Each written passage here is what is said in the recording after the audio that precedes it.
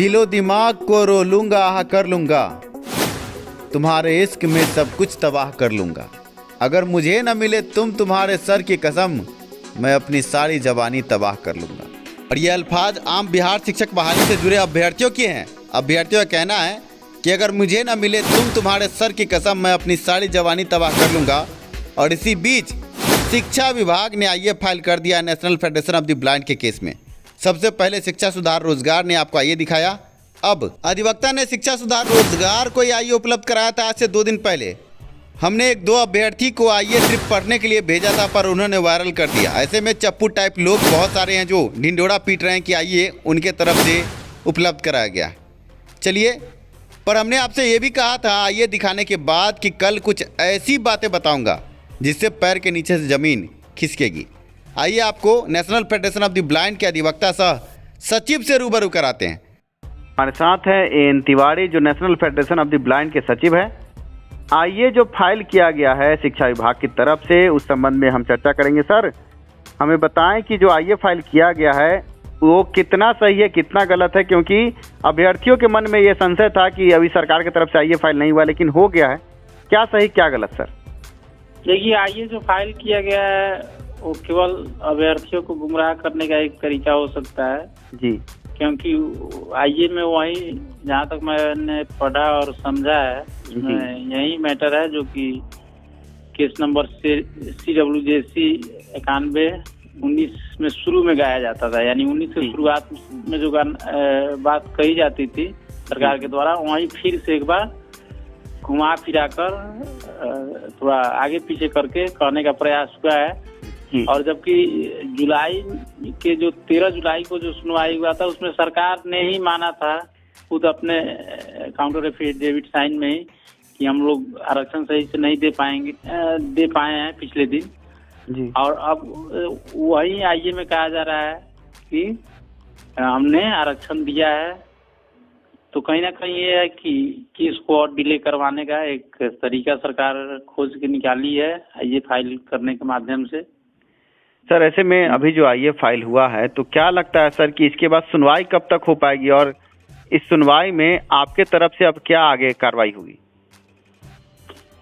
देखिए, सुनवाई कब हो पाएगी ये तो बात कोर्ट के ऊपर निर्भर करता है। इसमें तो कुछ हमको करने की बात ही नहीं बनती, क्योंकि 4 सप्ताह का समय दिया गया था। अब उसके बाद वो 4 सप्ताह पूरा होता है, उसके बाद कब कोर्ट समय देगा वो कोर्ट जाने।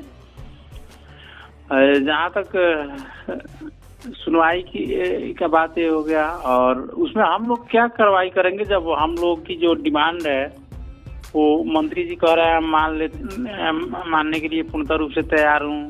किसी भी वर्ग का आरक्षण को मैंने खत्म करने के पक्ष में हम नहीं है।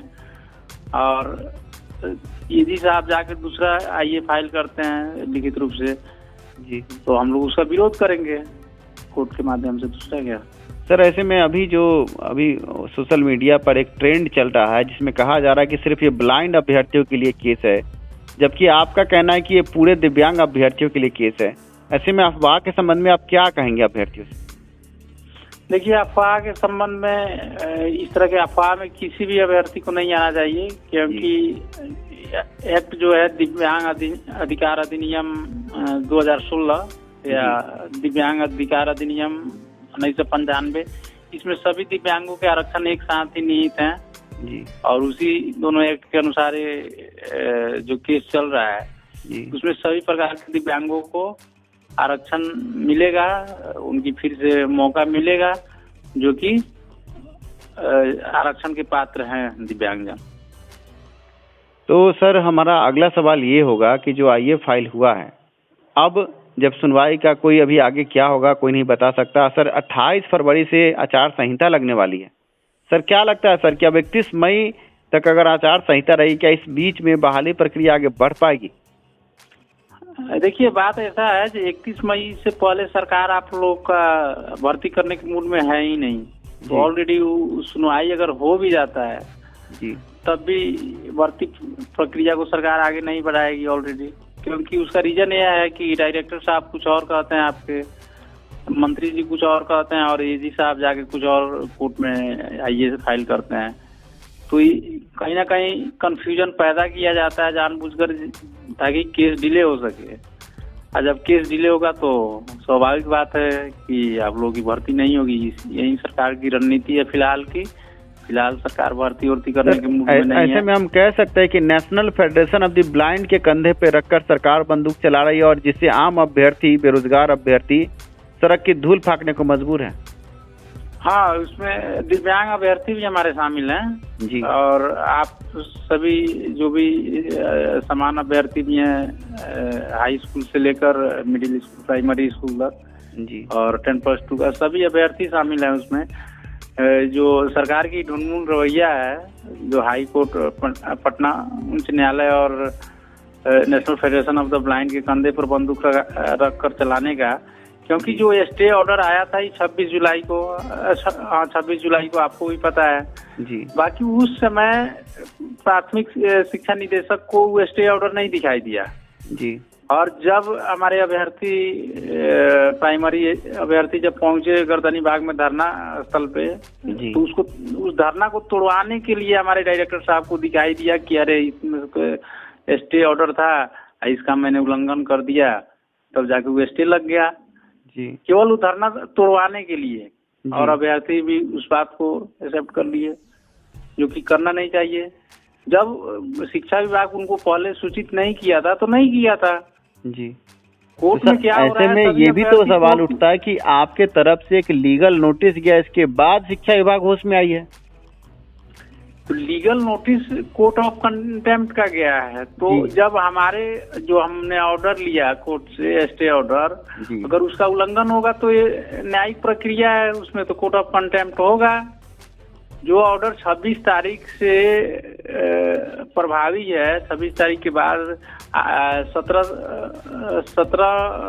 अगस्त से लगभग आपका माध्यमिक शिक्षा निदेशक उसको फॉलो भी करने लगे विभाग के स्तर पे, और उसको प्राथमिक निदेशक आज तक सोए रहे, तो क्या करें हम? कोर्ट ऑफ कंटेम्प्ट बनता है तो किया गया। सर, अब आपके केस से जब ये रोक था, शिक्षा सुधार रोजगार ने इस मुद्दे को पहले ही अभ्यर्थियों तक पहुंचा दिया था कि रोक है, तो इस बीच में प्राथमिक शिक्षा निदेशक बार बार ये कहते थे कि हम काउंसलिंग की डेट जारी करेंगे, हम आगे बहाली बढ़ा रहे हैं, तो ये गतिरोध कहाँ था सर? और ये इस बीच में जब आपके तरफ से अब लीगल नोटिस गया है, तो क्या शिक्षा विभाग की तरफ से क्या लग रहा है, अब आगे क्या हो सकता है? क्या हो सकता है वो तो दिख रहा है कि आइए फाइल की गई है, वहीं पुरानी बात को कही गई है, ताकि भर्ती किसी भी तरह से हाई कोर्ट और ब्लाइंड फेडरेशन के कंधा पे डिले हो सके बंदूक चलाते हुए। दूसरा हो क्या सकता है? भर्ती को डिले करने के अलावा शिक्षा विभाग कर ही क्या सकता है? सर, अभी जो भर्ती में डिले हो रही है और आपका national federation of the blind का केस है, क्या सर इस तरह का केस अन्य राज्यों में भी हुआ है आरक्षण को लेकर? हाँ, सभी राज्यों में लगभग अधिकांश हमारे जहाँ जहाँ ब्रांचेज हैं, अभी तक 29 राज्य में से हमारे कम से कम 24 या 25 ब्रांचेज हैं जी। तो लगभग इसमें से 20 से ज्यादा राज्यों में इस तरह के पिटीशन डाले जा चुके हैं और वहाँ पे बैकलॉग भर्ती कराई भी जा चुकी है जी। और इस 21वां या 22वां स्थान है बिहार का, जो कि यहाँ पे भी बहुत जल्दी बैकलॉग भर्ती होगा और हाई कोर्ट का आदेश आएगा तो उसके बाद होगा। सर, इस तरह का केस जो आपके तरफ से किया गया है, तो हमें पता चला है सूत्रों के हवाले से कि ये केस बहुत पुराना है सर। 34,500 सीटों की जब बहाली हो रही थी तब का केस है। कितना सही है सर ये?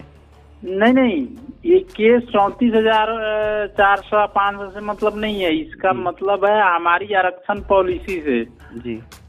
हमारी जो आरक्षण पॉलिसी है, विकलांग अधिकार अधिनियम 1995 और विकलांग अधिकार अधिनियम 2016 जी, ये दोनों के अकॉर्डिंग किया गया है। हमें आरक्षण जो संविधान में निहित है, एक्ट में RPWD एक्ट 2016 और 95 में जी, उस आरक्षण को पाने के लिए किया गया है। और जहाँ तक केस नंबर 4975 का मामला रहा है, तो उसमें केवल रोस्टर पॉइंट को मैटर बनाया गया है।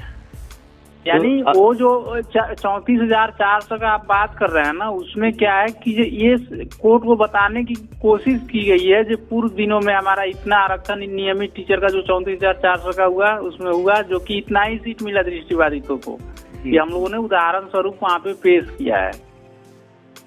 सर ऐसे में ये केस कितना पुराना है और आगे जो national federation of the blind का केस है, इस केस से किन किन अभ्यर्थियों को लाभ हो सकता है? इस केस से जो भी दिव्यांग अभ्यर्थी हैं, किसी भी प्रकार के दिव्यांगता हो, उनको आरक्षण के उनके लिए निहित हो, तो उन सभी अभ्यर्थियों को लाभ होगा।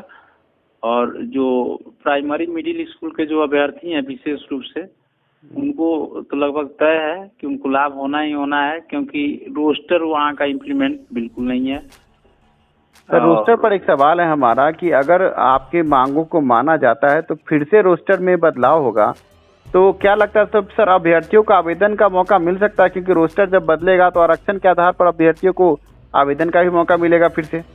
वो तो मौका तो देना ही होगा। अब वो जिस माध्यम से दे दिया जाए, या तो इस भर्ती प्रोसेस को डेट यानी एक्सटेंड करके दिया जाए जी, या बैकलॉग के माध्यम से दिया जाए। भर्ती प्रक्रिया में ही बैकलॉग के माध्यम से अलग से डेट निर्धारित हो सकता है, या इसी भर्ती प्रक्रिया को एक्सटेंड करके दिया जाए। देना तो होगा ही, क्योंकि उनके बैकलॉग से क्या तात्पर्य है सर? बैकलॉग का मतलब इसको थोड़ा विश्लेषित करें। बैकलॉग का अर्थ यह होता है, जो हमारी रिजर्वेशन है उसके अकॉर्डिंग अगर हमें पद नहीं मिल पाती है, रिक्तियां नियोजन या नियुक्ति हमारी सुनिश्चित नहीं हो पाती है, तो उसको फिर तुरंत यानी उसी के साथ या उसी के जस्ट बाद अलग से एक ड्राइव चलाकर केवल दिव्यांगों का भर्ती किया जाता है जी, या जिस आरक्षण का मैटर हो उस आरक्षण से संबंधित कोटि का इंडिविजुअल वैकेंसी होता है। सुप्रीम कोर्ट का 2012 का आदेश है national federation of the blind के पिटीशन पे जी। तो उसी जो सुप्रीम कोर्ट का ऑर्डर है उसी को हम लोग इम्प्लीमेंट कराने के लिए यहाँ पे लगे हुए हैं, जो कि और 20 राज्यों में पहले लागू करा चुके हैं हम लोग। ये 21 राज्य में भी लागू होगा। धन्यवाद सर कि आपने कीमती समय दिया और सारे मुद्दों को आपने साफ किया है। आशा करते हैं कि अभ्यर्थियों के बीच का गतिरोध समाप्त हुआ होगा और सरकार के अगर कोई मंत्री या बड़े अधिकारी इस वीडियो को देख रहे होंगे तो वो भी आगे उचित कदम उठाएंगे। धन्यवाद सर। धन्यवाद। अभी आपने national federation of the blind के अधिवक्ता सह सचिव को सुना। उन्होंने जो कहा, आशा है पहले से बीटेड सीटेड पास अभ्यर्थियों के सिर में बल पड़ गया होगा। ऐसे में सीटेड दिसंबर अभ्यर्थियों के लिए चंद लाइनें पेश करता हूं कि सबको दुश्मन बना लिया मैंने, आपसे दिल लगा लिया मैंने, हर तरफ रास्तों पे काटे हैं फिर भी दामन बचा लिया हमने, आपसे दिल लगा लिया हमने। शिक्षा सुधार रोजगार ने तो सीटेड दिसंबर अभ्यर्थियों से दिल लगा लिया और उनके लिए दिन रात मेहनत कर रहा है। पर आप अभ्यर्थी क्या कर रहे हो? जल्दी से लाइक ठोको और शेयर करो वीडियो को। धन्यवाद वीडियो देखने के लिए, साथ देने के लिए। शिक्षा में सुधार हो, सभी के पास रोजगार हो।